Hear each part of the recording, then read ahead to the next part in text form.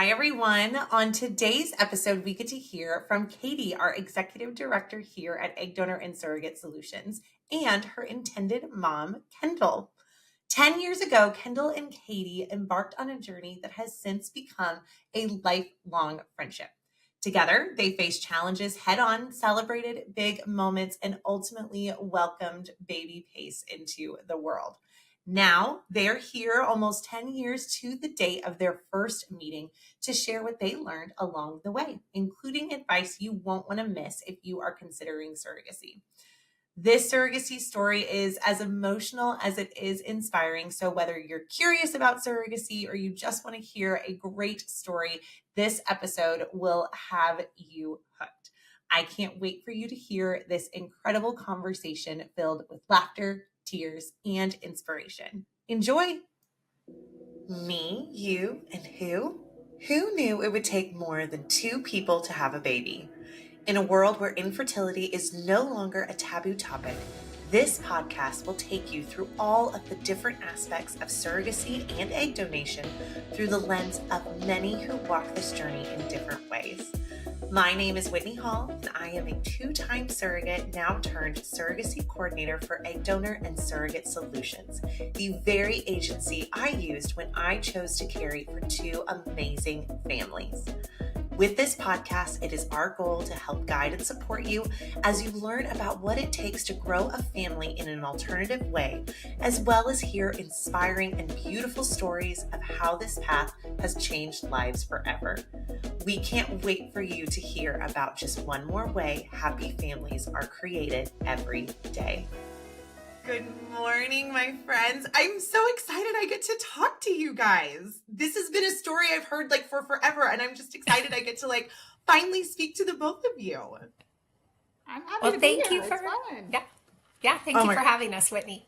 Yes. Okay, so for our friends who are listening, not seeing, why don't you say your names, and that way they know your voice. Katie, you can go first. I'm Katie and Khalid. And I am Kendall Pace Monroe. Yay! And what makes this so exciting and so fun is, Katie, you were Kendall's gestational carrier for what seems like a lifetime ago. Yes, it was. I was telling somebody the other day, it's been 10 years since we met each other, and we got the blessing of having a very fast journey as opposed to what other people experience these days. But 10 years, that's a long time. I know. It is a long time, and it also feels like yesterday. I took a blog during my whole fertility journey or whatever, and my husband and I got it out last night. And this is just so weird. But Katie, I met you for the first time on September 7th. Oh my gosh. Which is now, Which is now, yes. At the time of this recording, it's September 9th. That's hilarious. I know. Oh yeah, my gosh. It was Labor Day weekend, right? Right. Of that year. It was Labor Day weekend that you guys drove up from Houston, with a 2 or 3 day notice, I think, and came up for our match meeting. It was awesome. Oh my gosh, that's hilarious. And that just kind of speaks to the times, because so much has changed since then and how the process works. But okay, before we dive down there, let's go back a touch. And Kendall, I want to hear from you, what led to surrogacy being the reason why you are growing your family? Great question. And some of it is a little still unanswered, but after we got married and we knew we wanted a bunch of kids, both of us come from big families, did not have infertility. We were young, definitely did not think it would ever happen to us. There was no reason that it would. I do have an autoimmune disorder, and so that was kind of in the back of our heads, but I got pregnant very easily, but could never keep a pregnancy. So I had reoccurring miscarriages that we were just going to my OBGYN. And then we decided to do IVF. We thought maybe something that if we could genetically test our embryos, then we would know that we had healthy embryos. And so we did IVF, and we got the news that all of our embryos were perfect, which is not really what we wanted because we thought maybe it was an embryo problem. So then we did IVF with me a couple times, and both of those also ended in miscarriage. So at that point, we knew it was the oven that was not able to hold it. And so surrogacy was, I knew of like Baby Mama, the movie, and that's about it. That was about as much as I knew of surrogacy. And so we went to our IVF doctor who we trusted and loved. And she said, it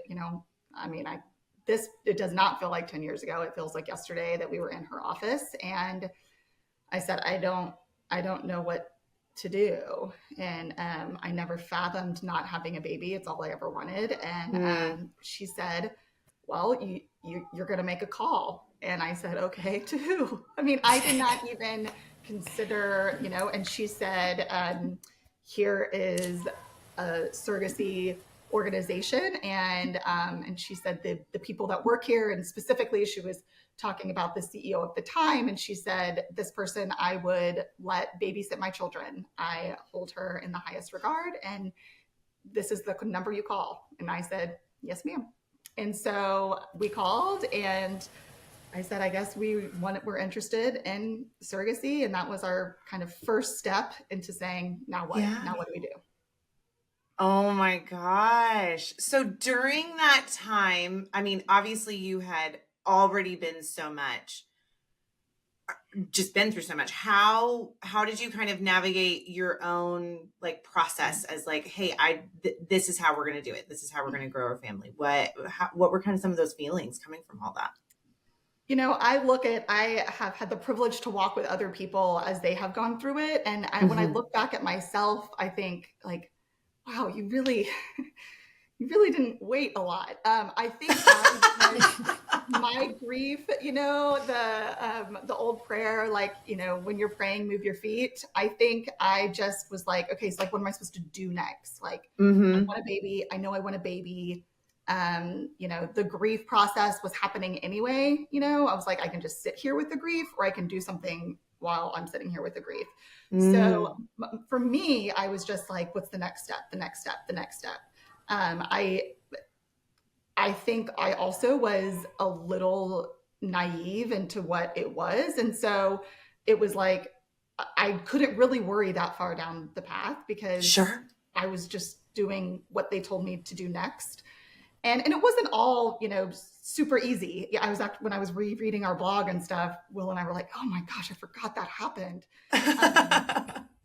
Which is, God's way of healing you to be able to move forward.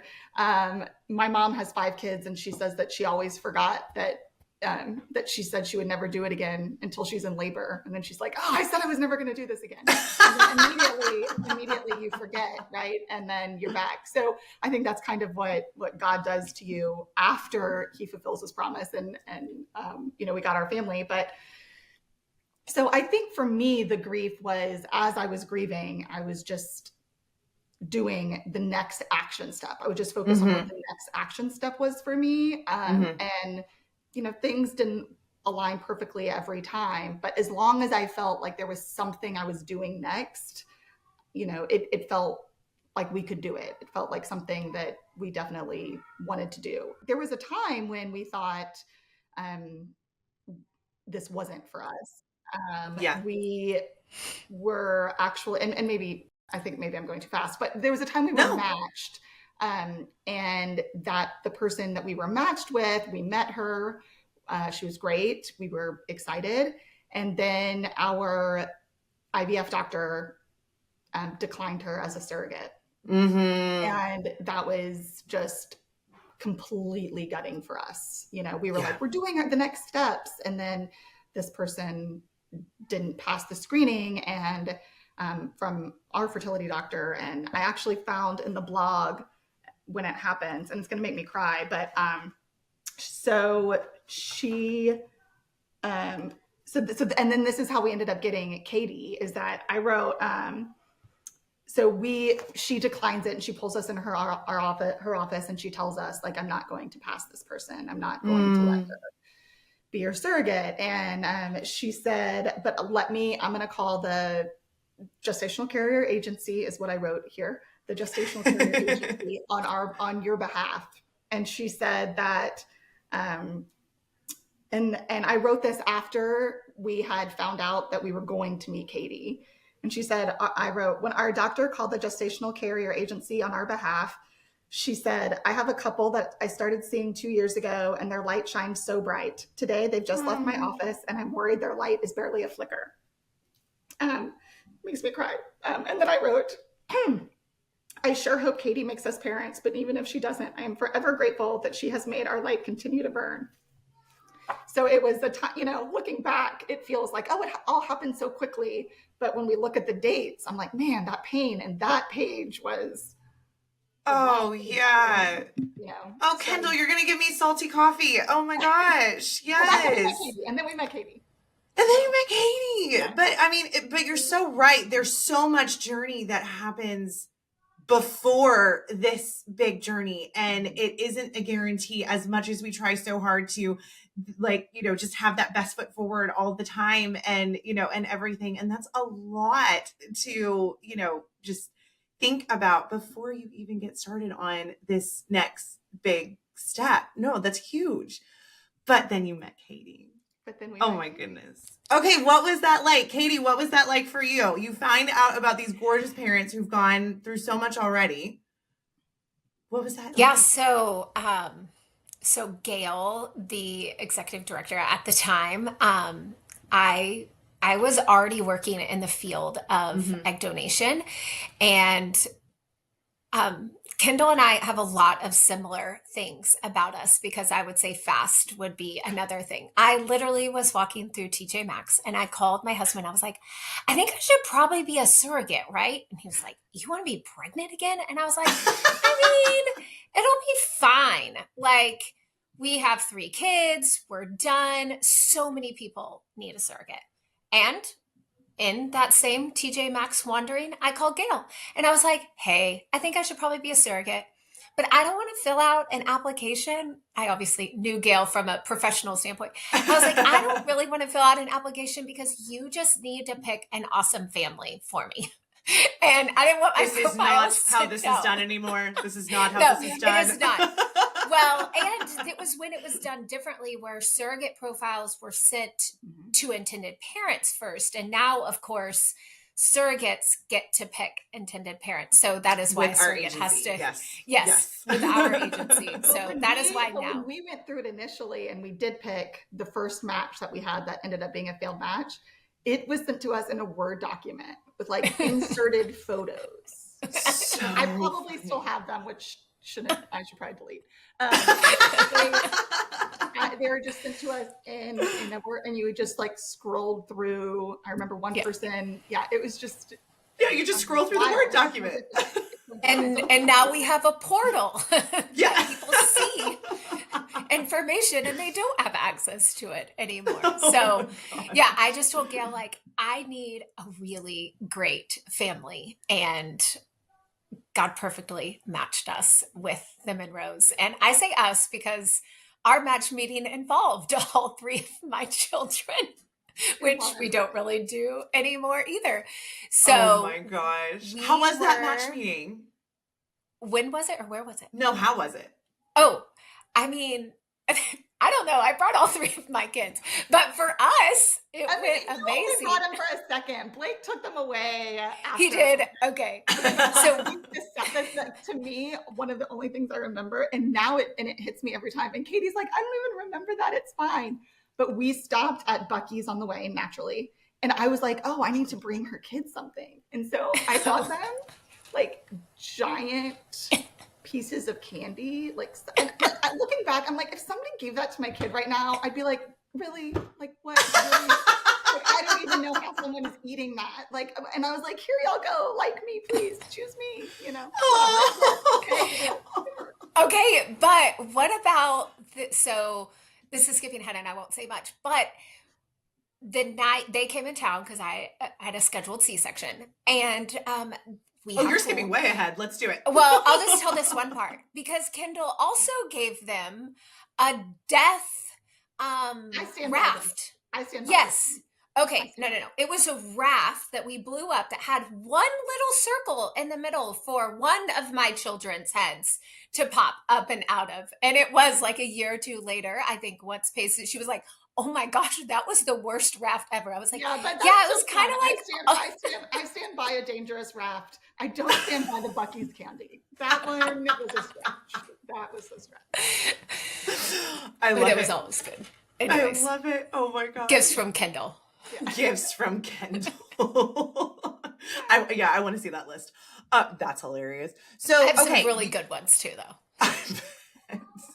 Okay, so you have your match meeting where all of the children are there. You meet each other.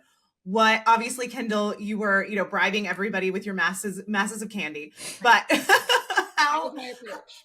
what was, Katie, what was your takeaway? And then Kendall, what was your takeaway after already having gone through this step and then having it not move forward? I would love to hear both perspectives.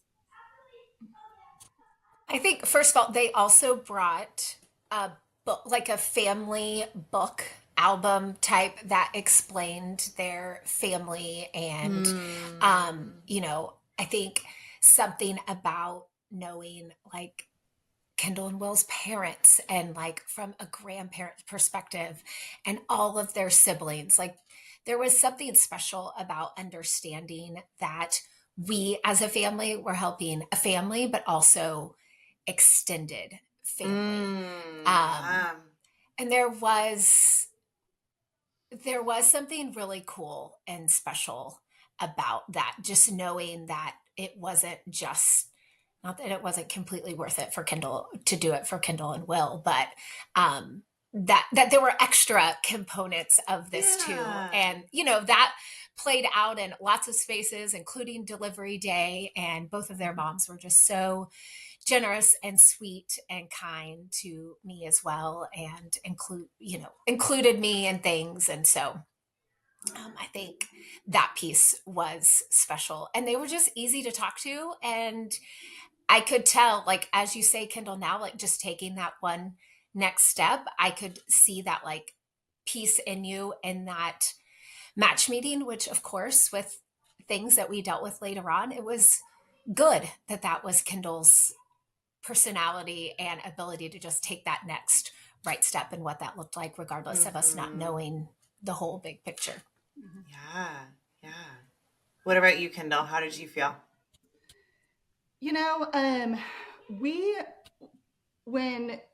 When we were sitting in our doctor's office, and she's like, this is what I think you guys need to do.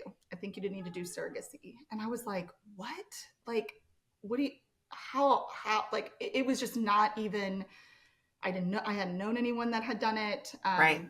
And she was very much like, look, this is a business transaction in so many ways, right? Like, you don't have to like this person. They don't have to live in your city, like you will make sure, you use an agency to make sure that this person is going to be ethical and safe and all of those things, that those worries are removed from you. And so you go through this, but you're not going to meet your best friend. You're not going to, this is somebody that you are going to trust to fulfill a contract. And that is also why she explained to us that she didn't approve the other person, right? She was like, I cannot in full faith say that I believe this person could have a healthy pregnancy, which is the only reason that you are doing this. And so I don't really care that you liked her. The job is that she needs to have a baby for you. And so when I went into the meeting with Katie, I was very much like, okay, I trust that she's going to be safe. I trust that this is an ethical arrangement. And so it doesn't really matter if you like her. And then we're like, well, shoot, we really liked her. So it ended up sort of being this, like, it felt very comfortable by the end. But I will also say, for people listening where it might not feel comfortable, like it was still awkward, right? Like, it's not like so much of Katie and I's relationship has been post-Pace, which is the name of my son. So it's not like it happens instantly and there was this like, oh, this is going to be so easy, no problems at all. I still was very much like, this is a relationship that is happening. Like, we're going into business with somebody and we're going to trust them, but she doesn't have to be my best friend. She doesn't have to be my best friend. Her kids need to like me, hence why I brought lollipops, but she doesn't need to be my best friend. And that was sort of my perspective going in. And then it was just this added bonus that she was a delight, a delight to talk to. Yeah. Well, and it's so interesting how, again, just the evolution of, an RE saying this is a business transaction and this doesn't need to be your best friend. And in some cases, that's fine for everybody. Right. But for so many others, it is so much more. I mean, ultimately, at the end of the day, it is so much more than a business transaction. Whether you become best friends or not, there's this link that is always going to be there. And it is, I think you hit the nail on the head. If you're going to trust someone to do something so big, it's automatically more than just a business transaction. Yeah, exactly. And the second you get together, you realize like, oh, well, this is going to be different than us just signing a contract, right? But I think that's what I told myself walking in, was like, you don't have to be her best friend. You don't have to be her best friend. You don't have to be her best friend. And then it was just this added bonus that we did connect, and that we continue to connect was really the added bonus. That grew over time. Well, and it makes sense after, just what had happened with you. You had found somebody that you had connected with, and then all of a sudden to have that taken away, it makes sense to have that wall. And I'm so glad that it worked out differently. But, back to that trust factor, I know, things went pretty fast. We had a successful first transfer, which is amazing. But actually, we got delayed. Oh, we got delayed. We did. We got delayed. Yes. Yeah. Yes. I had polyps that had to be removed. We got delayed, yet we still had a transfer in less than 2 months, which is pretty unheard of in the industry. That is wild. That is wild. Yeah. Yeah, it's wild now knowing what we know. But yes, that's right. I went in for that screening and I had a couple polyps that needed to be removed. And then it was like, well, my OB didn't want to do it. So then we had to do the RE, and it was kind of a lot for me to go to Houston. So Kendall and Well graciously let me take care of that here with like a local RE. And so had those polyps removed before I could start meds. Yeah. In between, like, I went to Disney and on a Disney cruise. It was just kind of like, I know looking back, it feels fast, but like it did not at the time. It felt like didn't at that. Well, another delay. Like, this is gut wrenching, So well, and at first they told us like, well, and at first they told us you can start meds in January, and I called Kendall and I was like, squeaky wheel gets the grease. Tell them we're not going to do that. I don't even think you can do that anymore. But I was like, nah, just call your nurse and tell them, like, we don't want to wait to start meds till January. We want to start meds now. We want to start meds now. That is so funny.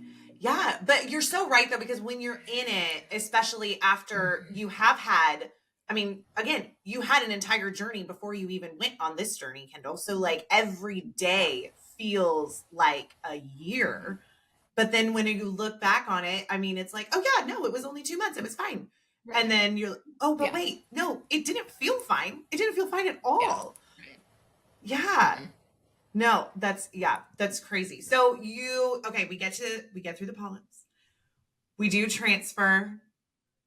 What were feelings around transfer? How did we feel? If I could like have a hobby of just seeing transfers, I would. I love transfer day. I think it is the most extraordinary. It's just all magic. It is. I love it. There's, she's a little loopy or whatever. If you take what do you take now? Do they still the Valium? Yeah. Yeah. Yeah. And I had been through it, right? So I knew what to expect as far as like, they wheel in the big incubator and like all of the words, so we knew what to expect as far as that goes. And I think that just made it more exciting. But once you get to transfer day, it was, yes, it was emotional. I'm obviously a crier, so that was not, I'm sure I cried. I don't remember it feeling super emotional in that way. I remember us just being like, please, please, please work. Like this has to work. This has to work. Just those 2 weeks were, that was a long wait. But the actual transfer day, I only remember fun. I remember where we went to lunch after, or dinner after, or whatever. But I only remember happy things. Am I misremembering, Katie? Was there? No, I mean, I will say I didn't know as much what to expect. So I definitely was just following along. I just remember that obviously, this was my first time being a surrogate, first transfer. So the concept of like, like, we're gonna have a baby. Like in those moments, I guess is kind of surreal. Well, and it was back And in the day when we put in 2. So we were like, we're going to have babies. that's true. Yes, that's Mm-hmm. true. Mm-hmm. Yes, I did agree to that. My only question was like, what's the chances of this being triplets? But ultimately, I was like, I don't care. It's not me that has to take home twins. Right. Like, There you go. Best There of you luck. go. Because we didn't have one, we didn't know that would be hard. We're like, oh, we totally got it. Yeah, give us 2. Yeah. Says the woman passing out the candy. Exactly. Yes. So, so it was still a cool and special thing. Only one took, but yes, only one took. Who was at the time though? We were like, what will it be?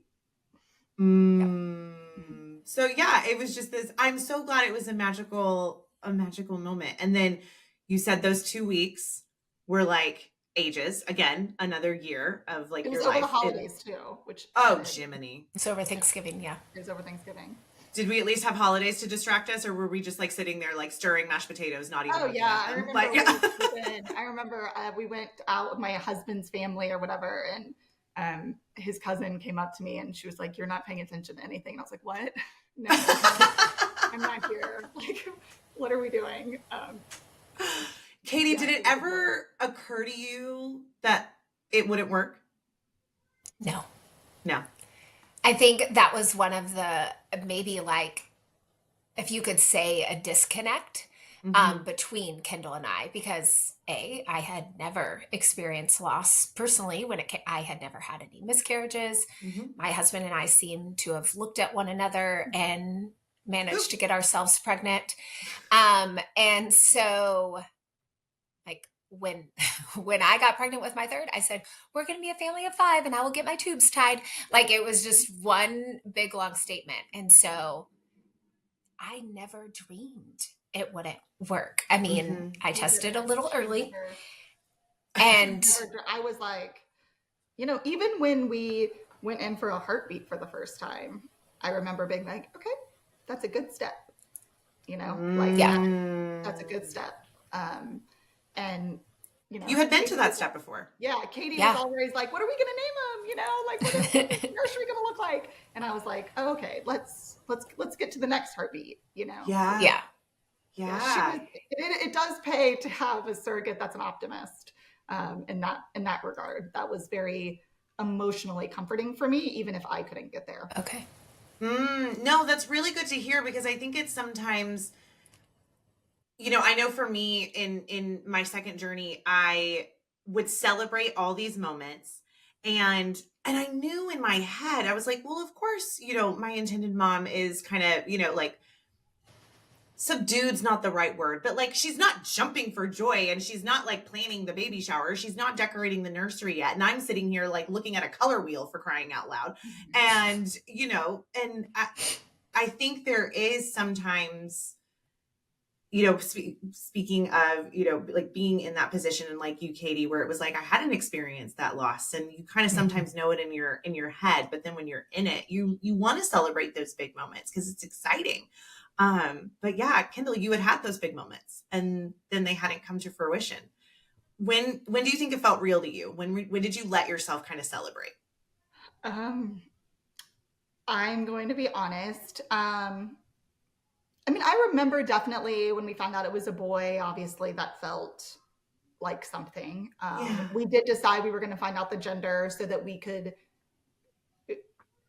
I will say, looking back, I overly worried that I was not going to connect. I was like Mm. overly worried of like, um, am I feeling connected enough to him?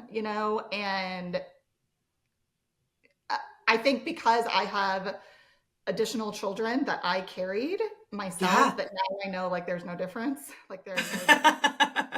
When you hold a baby, obviously for all of the babies, you feel, personally, I felt an immense desire to protect them, but they all sort of felt like strangers, right? I mean, I did not have a reaction of like, of course, this is what you look like. I was like, oh, how funny you look like this,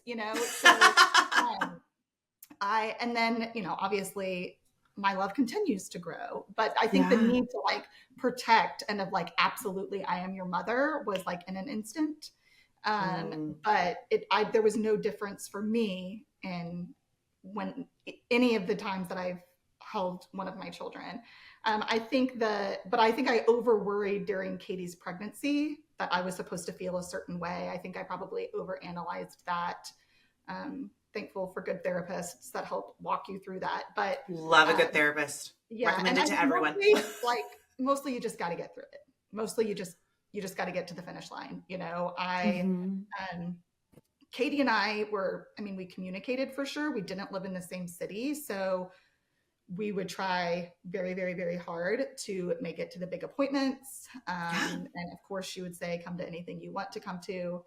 But we didn't live in the same town. So it's not like we were, having coffee every morning or something. She would send pictures, weekly pictures of her baby growing. And at the time, her youngest felt so big to me, and looking back I'm like, that's hilarious. She was a little baby herself. But Maggie, her youngest, is like in all of the pictures as Katie's belly grows, Maggie grows. And um, I think that definitely helped us stay like, oh, it's, we made it to the next week. But Yeah. it wasn't like we were, most of pregnancy, there's nothing to talk about, right? I mean, Yeah. she would be like, I felt a move or whatever, but most of it, there's not a lot to hash out. We did have a fairly big bump in the road. I was going to say there was a bump later. We love a boring pregnancy is what I love to call it. We want pregnancy to be as insanely boring as possible. And we did. But you guys, we had a good first half. we had a good first half. We had a good first half. And then it became not boring. What? Tell me all of the things that happened. Katie, You're up. what happened? Well, when you're pregnant, you typically like to eat things. One of those things for me is often ice cream. Ice cream and quesadillas. I don't know where it comes from. But those are the two things that I like to eat when I'm pregnant. And so one afternoon when Blake was going to pick up the kids from Mother's Day out, and I remember this because I didn't want anybody judging me as I pull the ice cream out at 2 p.m. on a Tuesday. I ate some Bluebell ice cream, and that was during the shenanigans with Bluebell and Listeria. And so that day, and I remember eating it because I remember when I was eating it because I didn't want anybody to see me eating it, which is horrible and stupid, but we digress. And that night I got so sick. I mean, I've told Wildly people sick. I are wildly sick. I was up at that house time, our bedroom was upstairs, my husband was downstairs, and I was on the bathroom floor for hours throwing up, feeling contractions. But I was so sick I couldn't even like get up to get my phone to ask my husband to come upstairs. But it subsided after a few hours, and my stomach hurt like the next couple of days. But like, I was like, man, that was a tough stomach bug. And I didn't think anything of it until like 4, 5, 6 days later, probably. The local grocery store called and said, you bought this Bluebell that was contaminated with Listeria. This is going to make me sound like an idiot. I knew you don't eat lunch meat, and I knew all the rules, but I didn't really know why. I just knew what the rules were in pregnancy. Sure. And then I Googled like listeria in pregnant women, and I was just like, oh my gosh. And then it started just like triggering everything. Oh my gosh, I was sick, and so I immediately called This my is why we OB. don't recommend Dr. Google. Yes, that's true. But yes. In this So case, this was good. I called my OB. I didn't take any medical advice from Dr. Google. It This is good. allowed me to call my OB. So I called my OB. She said, "Don't even come here. I will get you in with the MFM.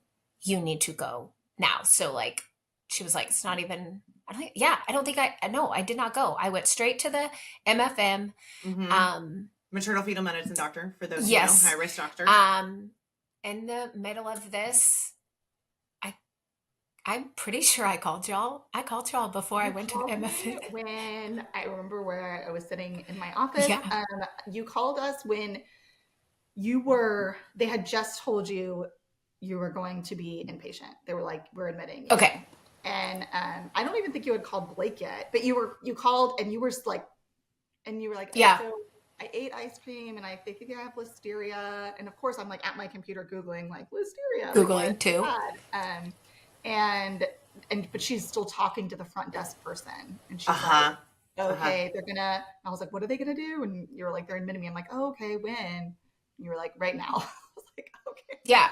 Like the MFM was like, no, you may not go home and get a bag. Like I was at a different hospital, but they were like, you need, because I went specifically to the hospital where my OB was and where I would deliver. So went there, and I mean,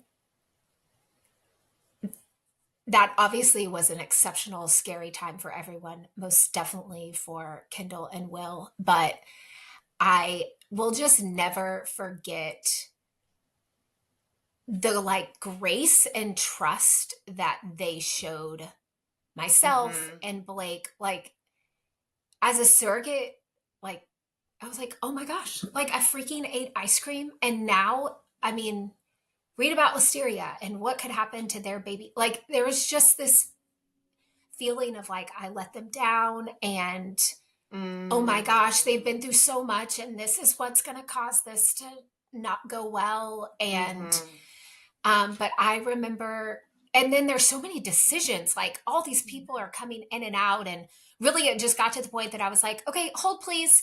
And I would just get Kendall on the phone. Like I just felt like that was in that sort of a scenario, it wasn't about me. It was about their baby, and they needed to have their questions answered. And I didn't necessarily know exactly what was important to them. And so that was the best, I felt like at that time, and I guess I would stand true to that now. Like that was the best thing where mom and dad could get the information they needed about their baby. But I remember Kendall saying like, Katie, we trust that you're going to make the same decision for our baby as you would for your babies.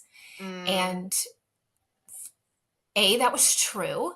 I was like moving that weekend, like we were moving homes, and like called our realtor, and it was looking like I was going to get to spend a whole lot of weeks in the hospital there in the beginning, like the remaining of the pregnancy. And Kendall was like, it's fine. Me and my mom will come up. My mom will keep the kids. I'll help get moved. Realtor called to get the notary to come to the hospital so we could close on our house in 3 days. But life that level of, nope, life doesn't stop. Like that level of just grace and trust that they showed us, because, and I know obviously being in the industry now, as long as I have, that it doesn't always go that way. And I think that's a testament to a good match and communication, right? Because I could have been less forthcoming, or and they could have been totally overbearing. There's probably it's a fine line. A lot it's of a things. fine line. Yeah. And there's so much fear that can happen. I mean, Kendall had every reason to, for lack of a better word, lose it. because I mean, just here's the big bad news. I was waiting for the other shoe to drop. Here it is. And instead it was, I'm taking that next step forward. Okay, what are we doing? My mom's going to come take kids. I'm going to come and help move Blake. Just, whatever. Like everybody was just taking that next step forward. And I mean, you're so right, Katie, that again, that trust factor. Yes, Kendall came into this as business transaction, but at the end of the day, like it's that trust factor. I mean, and it's huge, especially in a moment like that where things are unknown and fear is so real. So real. My best girlfriend, she has 2 kids older than mine. And so when we were going through contracts, I remember us, I was talking about, I was like, well, I don't want her to like, because you can be insane about a contract, right? And I remember I was like, I don't want her eating junk. Like I want him to have like, or the baby to have, good nutrients or something. I don't even remember what I was fixated on at the moment. Sure. And I remember her going like, Kendall, I ate Whataburger French fries for 18 weeks because it was the only thing that I wouldn't puke. And she was like, it's gonna be fine. Like, don't let that go. Like, what would you rather her not eat anything if the only thing that tastes good to her is Whataburger French fries? Don't you want her to have the Whataburger French fries? And the reason I remember it is because it was so helpful in reframing me from business contract to, oh, wait, like this is a person that is a reasonable person. Yes, we have this contract to hold us accountable, but this is a reasonable human, right? And she's going to eat some Whataburger French fries if she's feeling nauseous and whatever. But, at the end of the day, she also wants to deliver a healthy baby. And so that like reframe during contracts, I think I remember thinking about that when all of this was happening, because Katie is a reasonable person, right? She is the one that is speaking to a physician at the, yes, she's trying to coordinate with us as much as she can, but, she also wants this to end in a healthy pregnancy. And she also wants to be healthy. And she also wants the best doctor. And she also wants the best care. So we weren't really, it really never felt like, oh, Katie has one agenda of like protect self and I was representing the baby. It never really felt like that. It was, we both have the same goal here. I want Katie to be healthy and I want our baby to be healthy. And so, whatever made sense for us to be able to get her the medicine, whether it was in the hospital or whether she went on home health, like it didn't really, our goal together was the same. Yeah, absolutely. So how did things end? Obviously it ended in a gorgeous pregnancy. Spoiler alert, everything turned out fine, but how did we get to fine? Well, I mean, it did mean a different, not simple pregnancy like we intended, and even how it looked initially. Ultimately, they said, I was 22 weeks. Yeah, they said we needed to get to, at the time, I don't know if viability has changed. At the time, the goal was 23 weeks and 3 days. And so we had like 11 days or something until we needed to get to the 23 weeks and 3 days. And then we would even be able to decide based on how sick she was, or if there was fear that it had crossed the placenta, that then we could deliver early. So we had to get to that marker first. So during that time, the goal was for her not to have contractions, for her to stay pregnant, and then for her to receive all of the medications however she could. And she ended up having a PICC line in her neck. So they ended up saying for that date, like, it didn't make sense for me to sit in the hospital. It wouldn't have helped pace, and I wasn't having I mean, I didn't have any more contractions after that actual like episode. And so it made the most sense, time, financials, all of the things, just for me to go home with a PICC line. And they brought in home health, and I did IV antibiotic infusions twice a day for 14 days, went on a regimen of that. And then I continued to go. So then I had weekly appointments from there. what were they? What kind of tests were they called? I feel Like a stress test? stress tests is what it's Oh, the called. NSTs? Yeah. Yes, I mean, Yeah. so they were like hour-long appointments every single week.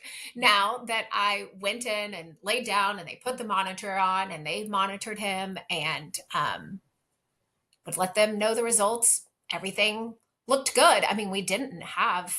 I don't remember us having any hiccups on any of those. You would no. No? I mean, so it just really meant a lot more monitoring than what There was we one had. time you had to go back again the next day. Like That's right.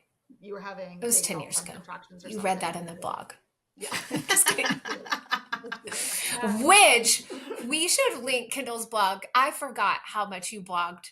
And I know a lot of people don't read blogs anymore, but it was so good. Like, It was, she's a gifted when you started writer. reading it, I was like, I can't read this. And like, I need to put this away for a second. Yeah. It was. It was good. Yeah. It's good. Well, but it's great that you did that, because I think, I mean, obviously, like you look, I mean, time doesn't stop. We continue to move forward now, all of the things, and it's wonderful to get to be able to look back on, Pace's origin story and remembering all of those things. And, because it was this, I mean, despite all of the bumps, it's a beautiful story that, obviously ended in a just fantastic way. So, Kendall, as you're, kind of the other shoe dropped, something happened. What were kind of your feelings as Katie's going to these weekly appointments? And, obviously, of course, like, we can't say it enough, that trust factor was there. You knew she was doing everything she could to make everything as wonderful and fantastic as possible, and keeping Pace safe and growing him well, and, all of those things. But how are you feeling each time that weekly appointment came up, and each milestone that you met, and just all of those things? Yeah, I don't really remember when we officially. I do know that my husband was getting more excited than I was at some point, and he was like, "Don't you think we should like maybe paint the nursery?" And I remember talking to Katie, and she was like, "You did it! You did it! You painted!" My sister was actually pregnant at the same time, which ended up being really fun because I was able to kind of connect with somebody in person that, was a little bit ahead of where Katie was. Yeah. She would be like, I registered. Are you going to do that? That sort of thing. So I was still very reserved in a lot of ways. I did not want a baby shower. I have 4 sisters, and they were like, we're going to have a baby shower and you're just, you're going to come in your pajamas, and it'll just be our family and my 2 best girlfriends. And we had bagels, and, I was still very much struggling, probably the entire pregnancy, to feel celebratory, if I'm honest. And I don't want to like intimidate anybody here to be like, oh my gosh, I'm going to, feel this way the whole time. But unfortunately, that was true for me. I never really felt relaxed, probably. I never really felt like it was definitely going to happen, probably until the end.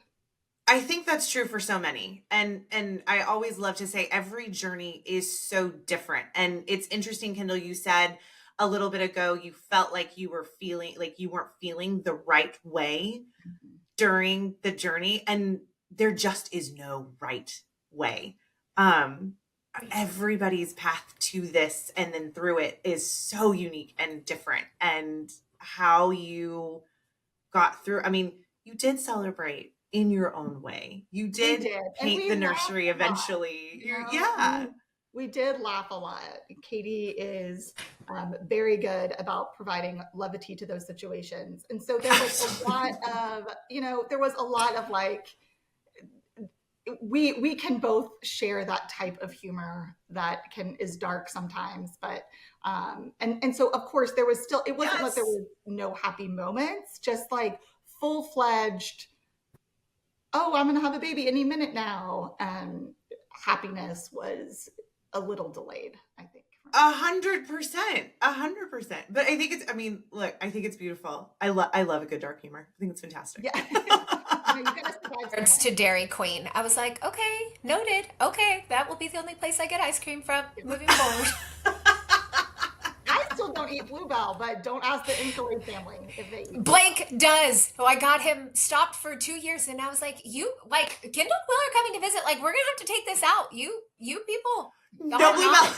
No bluebell. We have still never had Pace will not be bluebell. making the field trip to Yeah. Brenham. We Yeah. will not be doing Exactly. that. We did have Yeah. an ice cream party for his 1-year-old. His Stop first it. birthday That's in right, second yeah. grade. But it was That is poetic. That's not beautiful. at Bluebell, but we purposely had an ice cream party because he beat ice cream. But yeah. That's amazing. I love it. Shout out to Bluebell. I love you. And the Inclade family loves you. No, and Katie does not. Blake does. Blake does. Blake does. I'm Yeah. sorry. I take it back. Blake Take does. it back. Oh my gosh. Okay. We finally get to delivery day. How was it? And delivery day, like you had a full term pregnancy, Katie. Like there was no, we just had those fun weekly appointments. And then we got we delivered at 39 weeks. My OB was going to Disney World herself, and I was like, at 40 weeks, I was like, oh no, I did not agree to do this with somebody else. Like she had delivered all of I was having a scheduled C-section. Mm-hmm. And so like they had met her and liked her and trusted her, and so did I. And I had delivered all my kids at 39 weeks. And obviously everything that we knew, Pace was strong and healthy. And so we had a scheduled C-section around 12:30. However, a week before that, she started having contractions in the middle of the night. Oh, that's true. Yes. And she called and she was like, hey, I might think I'm in labor. And so like looking back, the amount we laugh about it, for some reason we were like, oh my gosh, pack the car. And so we start throwing stuff in the car, but like we threw like an extra saucer in the car. And the reason I even know that is because we have a picture. And like looking back, I'm like, did we think that the 3-day-old was going to need the extra saucer? I don't know. But, we brought it all. Anything that I had received at that pajama baby shower came with that. And we got like halfway to Dallas, and then Katie called and she was like, "No, I'm not in labor. Turn around." And so then we came back. But that was a fun practice round. I forgot about that. I love it. Oh my god, an extra saucer. That's amazing. That's amazing. So, okay, delivery day comes. It's scheduled. I love a good scheduled C-section. I feel like it's very chill. Everyone arrives. They know what's happening. It was wonderful. And all of the mothers were there. Your mother and your mother-in-law.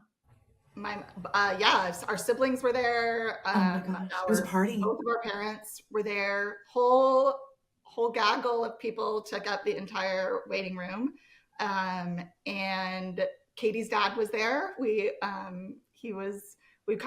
mom actually was like, we think that's Katie's dad. And my dad was like, well, his baby's having surgery too, So he stayed until it was, until actually Will walked out and was crying and hugged everybody. And that's when Katie's dad knew like it all went well. And his baby was okay too. Oh, I love that. I love that. What, looking back on that day, what has kind of been that lasting memory or that feeling when you think back to Pace's birthday? That day, I wish I could relive it a million times. It was wonderful. And Katie gifted us a photographer. So we get to go back and look at these photos and remember, which we do every single year. And I remember it taking, somebody really should have prepared us for how long C-sections take. They are not quick. I was like, good grief, this is taking forever. But we were very lucky. I know that it varies by hospital, but we were very lucky that Will and I both got to be in there, and which was just phenomenal. Katie was incredible. The whole experience was incredible. I feel like I have just flashes of all of it. They wheeled her back, they took her in there, and then we came in when most of the prep and like the C-section had really already started when we walked in. And And one thing that we always tell Pace in his birth story is like when he came out or whatever, he had this scowl, and we always call it the Monroe scowl because my husband always has this like furrowed brow. And so, he came out and it was wild. It really was. It was extraordinary. Oh, that's amazing. It's such a Monroe scowl. I love it. That's Yeah, hilarious. we still tell him that as part of his story. So um, Katie did great, and I held him and brought him over to her as she was finishing the end of her C-section, and I was extremely emotional, and she was smiling and happy, and it was wonderful. And then we were able to stay at the hospital. Again, I know this varies based on hospital, and we actually didn't know until we got there if we were definitely going to be able to have 2 separate rooms. Sure. It was going to depend on, how census and yeah. Yep. And so we were able to have a room, which was great. And we put him in a little onesie that said, "I love my carrier Katie," and brought her over to meet him. And she was, when after she was out of surgery and met her kids, came up that night, and it was amazing. It was great. Oh my gosh. What about you, Katie? What was kind of that? I'm sure you were a little loopy. Yeah. Well, yes, a little loopy. I remember, Kendall, when you were saying earlier, like, how your mom said, like, you don't remember until you're in that moment. I actually remembered laying on that table, like, I felt that last C-section. Like when Maggie, my youngest, like they had a lot of problems with anesthesia and keeping me numb. And like, I had forgotten that. And like, I remember laying there and thinking, then I was like, it's going to be fine. And ironically, my OB told me later, she was like, oh, that same experience happened to me and it was fine. And it would have been fine for you as well. But there were so many people. And my husband tells the story often to people. Like there was extra doctors and extra nurses. The hospital hadn't had a lot of surrogacy deliveries. And there were people that just wanted to like come in, see like what was going on. What's this dynamic? How does this work? And there was a lot. And there was not a dry eye in the room, just on the experience as a whole. And yeah, there was something different about like delivering a baby. And like he went immediately to Kendall and Will, and she did walk. And I remember those feelings of like, am I going to know? Like, is everything fine? You know, you as a surrogate kind of take that back, but like you take that back seat, but you still want to know, like, is he good? Is he fine? How is he? Like, you know, and well, especially so after everything. Yes, that's true. And we had some things like, and that's why my procedure took longer. Like they took the placenta and they were sending it off for testing. And there was a lot of things in that because of our experience. But my husband was in the room too. So he was there. And yes, when they brought Pace around and he was happy and healthy, and that was amazing. And then, I mean, I remember looking at my OB and was like, can I do this again? Like, I mean, that was the immediate thought was like, I need one more. Like, can I do this again? And like, yes. And on the table, just knowing that if given the opportunity, it would have been something that I would have happily done for them again. And so, yeah, it was and we had a great few days. They were, I know now, exceptionally gracious to stay. They could have left that the hospital. I had a C-section, so I was recovering a lot longer than Pace needed to stay. They came and brought him up once, if not twice, every day. So they stayed at a hospital, were exceptionally inconvenienced, but came up. We stayed one night at the hospital, and then we stayed like across the parking lot at a hotel. At a hotel. And so we were like, we're not just gonna be like, thanks so much for the baby. See you later. We stayed at the hotel. And they came up every day. Kendall would be like, okay, when are the kids coming up to see you? And they would come up when the kids were there. I mean, the kids got multiple snuggles with Pace, and we've got pictures of Maggie practically suffocating him. But she meant well. I have the absolute sweetest picture of, and I still remember it. It's Kendall's, she has a baby. I'm holding him, I'm assuming in this moment, but Kendall's on the floor braiding my littlest hair while my oldest is braiding her hair. And that is Kendall. Like, this is her baby that's been born, but she is sitting on the floor of a hospital, loving my kids through this process. And obviously, like, their mom's sitting in a bed, like recovering from surgery and all of these things. And I think she was just so in tune with all of the things that were going on. It was just really special. It really, really special that they took the same interest in our family as we did in theirs. Yeah. And another sweet part of that was obviously, like, you are leaving the hospital. And I didn't leave until I spent 3 nights. And Kendall and Will came back up to the hospital, and she said, like, I didn't want you to leave by yourself. We all started on this journey together, and I wanted us to leave together. And for them to come back up with Pace and then all of us to leave together was really, really special. We have one picture and we're like leaving the hospital and we look like a motley crew. I mean, I wonder what people were thinking that were like, what's going on? But it's really fun. And Maggie, her youngest at the time, would tell people like, oh, my mom's pregnant, but it's not hers. And so we just kept laughing that like Maggie's interpretation of what she would say to strangers. And now there was this actual baby that, for Maggie, it was fun to watch. Yeah. Absolutely. Yeah. Oh, I love it. But it is a family affair. And it is Maggie in those pictures, and she's growing too and braiding hair. It's a whole family affair, and that's beautiful. Yeah. God, those words are amazing, Kendall, because I love that. That is so special. And again, just speaks to how that relationship evolved despite Houston versus Dallas, and despite the big bumps. It was, it ended so beautifully, and it didn't end. It went beyond. Yes. It did. Yeah. Oh my gosh, that's amazing. What would you say, kind of looking back?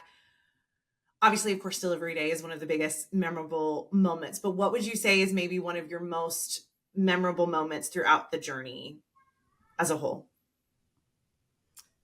I have clear memories of us, of Will and I praying before we met Katie, like in the car. And I wish that I would have like recorded our prayer or something, because I wonder, looking back, like, wow, it was all fulfilled. Like it was all fine. It really was all fine.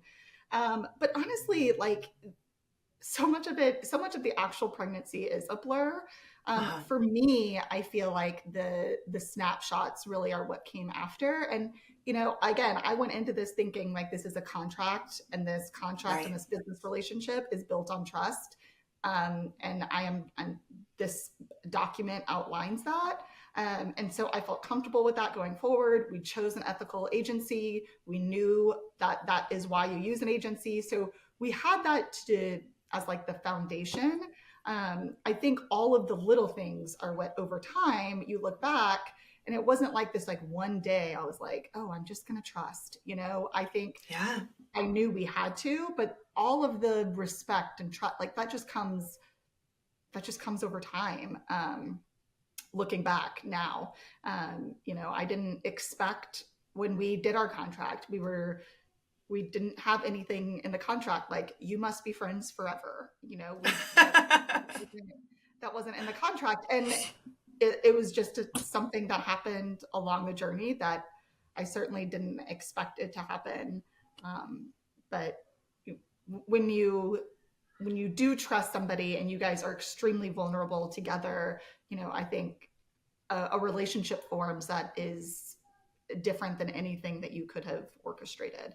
Mm-hmm. And it was something that we hold so close that, of course, we didn't want it to end just because we got our baby. Yeah. I love that. Yeah. I love that. You're so right, though. It's so unique. And I mean, no matter where it takes people, it's precious all the way around. Yeah. I love that. We've had lots of fun moments after the fact. And I mean, really the when someone says like, were you fine caring for a family far away? It was fine during the surrogacy journey. Now, if they lived in the same city, would we absolutely love it now? Most certainly, because there's not a time. I would have babysitters. Yeah, that's You true. would have Yes. babysitters. I know. Need to like send one down. But like, there's never, when we get together, they came up at Christmas needing to go to a wedding, and they're like, "Will y'all keep the kids?" I was like, "Heck yeah, we'll keep the kids. Y'all go to the wedding." And they came and stayed and talked for hours until it's like, okay, yeah, like Kendall and I would both like to be in bed at 9:30. And so, or at least quieted down.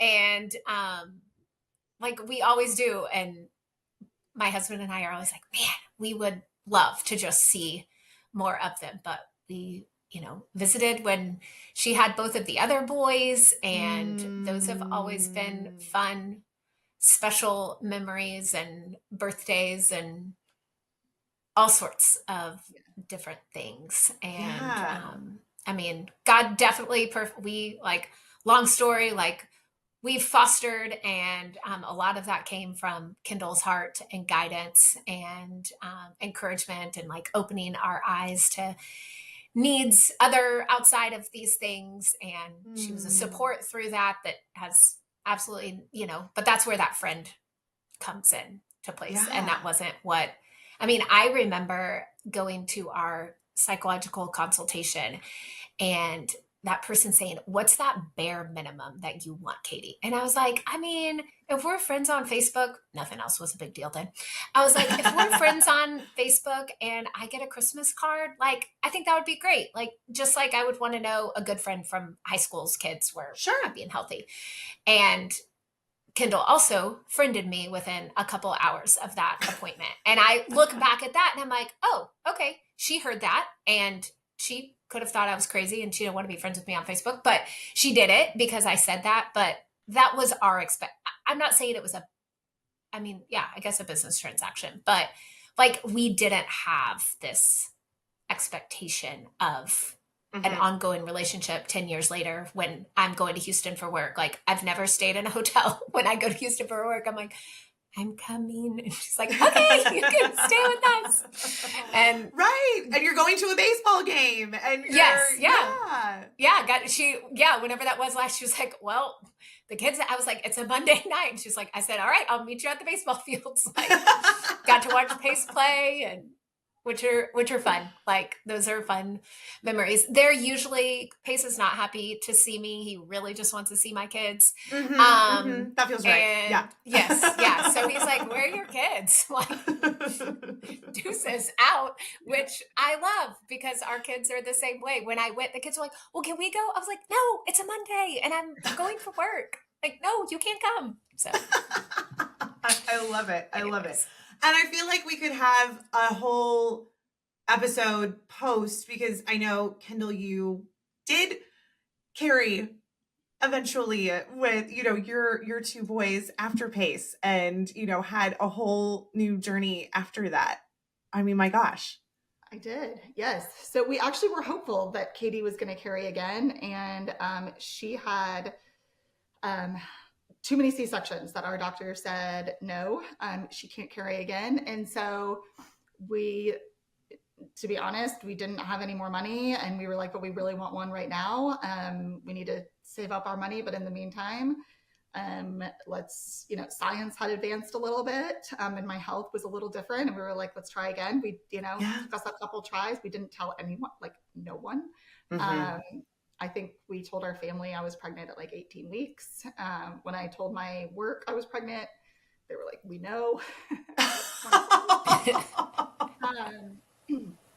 So yes, I was very, very also nervous with that one. I mean, again, the difference in my emotions were very similar, even with the one I was carrying. So, Yeah. And then after that one, like I said, we always knew we wanted a big family.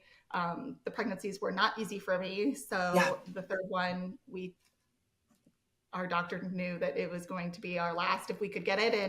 And we did. And, they weren't perfect, but it was a reminder that we got our big family. I never used to think that 3 kids was a big family. It is. It's big. Yeah.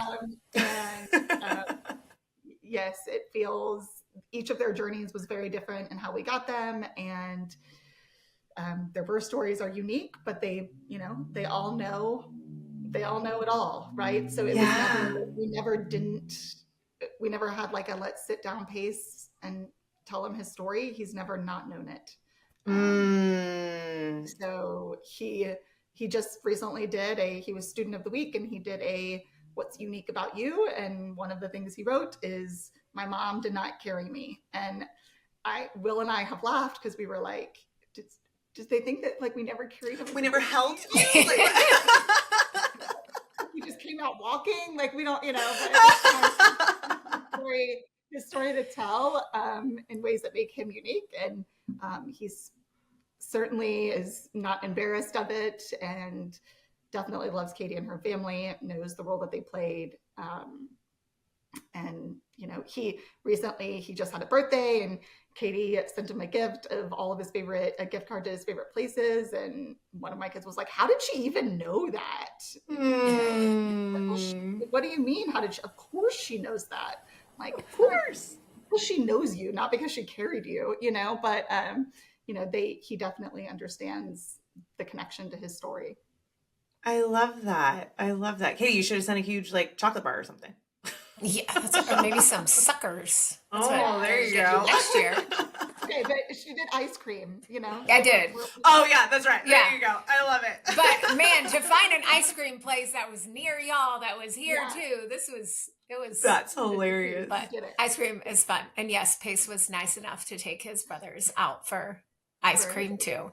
Yes. I love that. Kendall, having sat in the seat of you were an intended parent, and then you had, you carried your 2 pregnancies, what is maybe some advice, or maybe what is something that you would want to say to Kendall on, day one of, okay, surrogacy is going to be it, not knowing obviously the future? What would you want to maybe advise to other intended parents or say to that day one Kendall?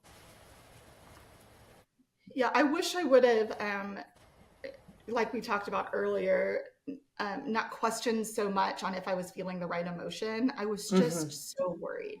I was just so worried that I was not performing correctly, or that I didn't on the inside feel correctly, or that, of course I worried that it wouldn't all end happily ever after. And I'm not going to tell an intended parent not to feel that way, because you're going to feel that way based on how you got there. But I wish I worried less about my emotions during it. I wish I allowed myself to just kind of breathe it in. And enjoying it was probably too aggressive of a word. Sure. I think some people might be able to enjoy it if their journey to surrogacy was a little different than ours. I think we were just so wrapped up in pain for a really long time that I think enjoying it would have been, I don't know if that ever would have been possible. But I wish I would, tell day one Kendall, just, you're doing all right. Like, it's okay. Yeah. Whatever it is that you're feeling in that day is going to be okay. And that the love that you'll feel for your baby does not come because you carried him or her. I think that worry was probably I worried about that far too much. Yeah. Katie, obviously you have a very unique position as far as when you were a gestational carrier to now, where you live and breathe this life.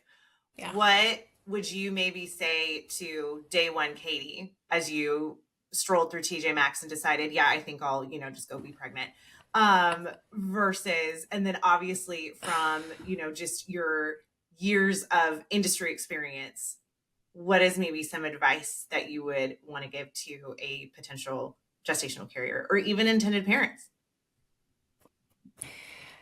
I think realizing that everybody's journey and part of this story is different. And everybody, like, I came from a very like optimistic, this is great and fine. Of Yeah. course, like they're great, this is gonna work.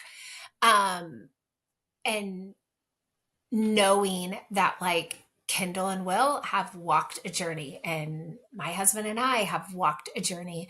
And I think Kendall said it beautifully, though. We all have the same goal, and the same goal was a happy, healthy little guy. And we did get to that goal, and he is an amazing young man. And we've been really grateful to get to watch all of these things. But those little bitty things, I think, can seem so big in the moment.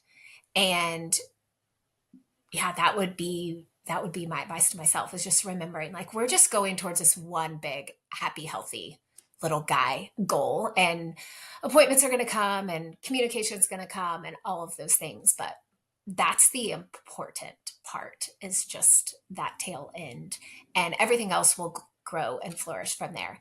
And it has. And we didn't have a journey that some people say they experience, like through the pregnancy. And Yeah. I mean, I'm sure some of that was like our personalities, but I remember when I matched, I was like, okay, I don't want to be matched with somebody that wants to talk to me every day. Like, I'm busy. Sure.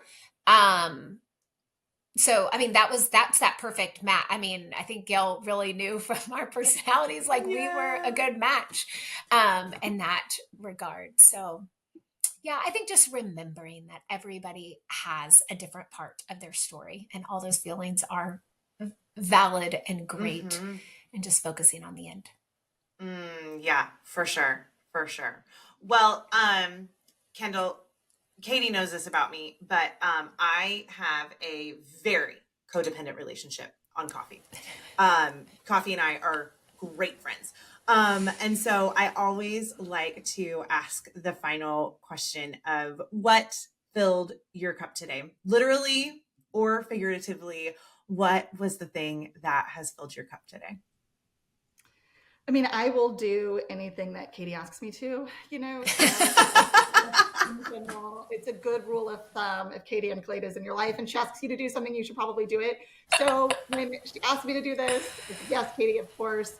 And you know, every single time I'm around her, Katie is who fills my cup, and I am extremely grateful for our friendship. And I'm grateful that I was able, you know, I started a journey saying that this is a contract and this is a business relationship. And that is what our friendship was based on. And that did help me move forward. So, you know, that was the beginning, but everything after that, you know, all of the extras, after that is what filled my cup then. And 9 years later, after he was born, I'm still lucky enough that she continues to do so.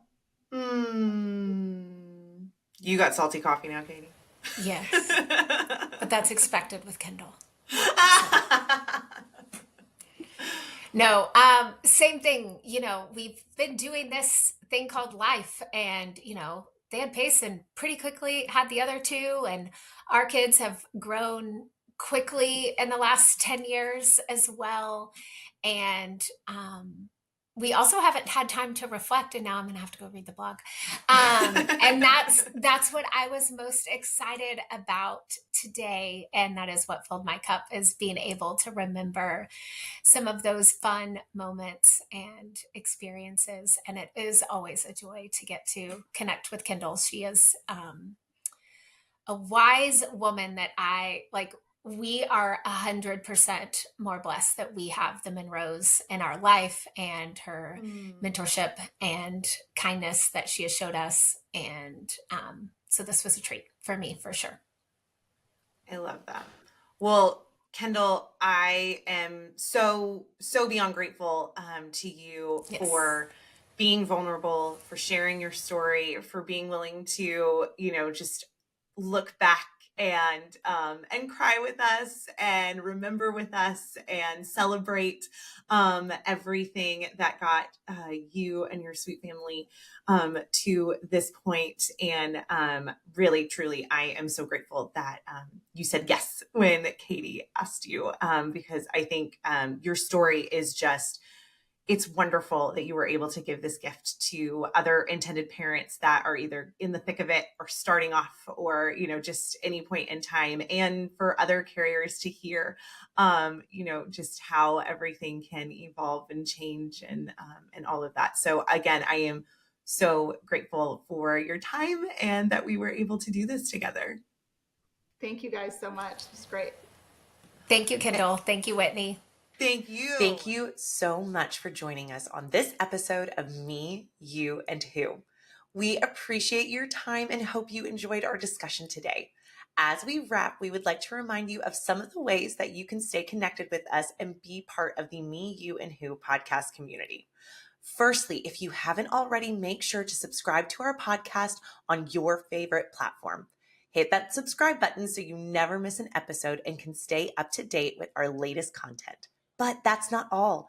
We also have an exciting YouTube channel where we share some bonus content, behind the scenes glimpses, and video versions of our episodes. Head over to YouTube and hit that subscribe button there as well. And don't forget to click the notification bell so you'll be the first to know when the new episodes go live. And for more exclusive updates, engaging discussions, and a chance to connect with fellow listeners. Be sure to follow us on our social media accounts. You can find us on Instagram, Facebook, and TikTok at Create a Happy Family. If you're interested in finding out more about creating a happy family, please visit us at www.createahappyfamily.com. Thank you again for being part of the Me, You, and Who community. Your support means the world to us. I can't wait for you to join us next time as we continue to share stories and journeys of creating happy families.